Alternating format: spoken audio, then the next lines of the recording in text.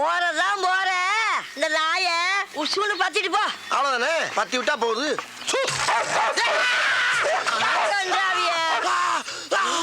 அடிச்சிருச்சு ஒன்னையுமாவா?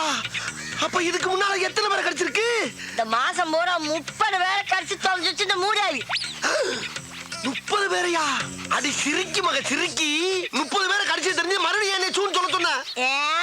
கருப்பா இருக்கிறத கடிக்காதுன்னு நினைச்சு சொன்னேன். கருப்பா இருக்கவன கடிக்காதா? அதையும் சொன்ன? அடி சிரிக்கி மக கிறுக்கி. நாய்க்கு கரிதாண்டி முக்கியம், கருப்பு சோப்பா முக்கியம். பீத்தர சிரிக்கி. உன் பொழுதுபோக்கு நான் தான் கிடைச்சனா? உன்னை இப்ப கேட்க முக்கியம்.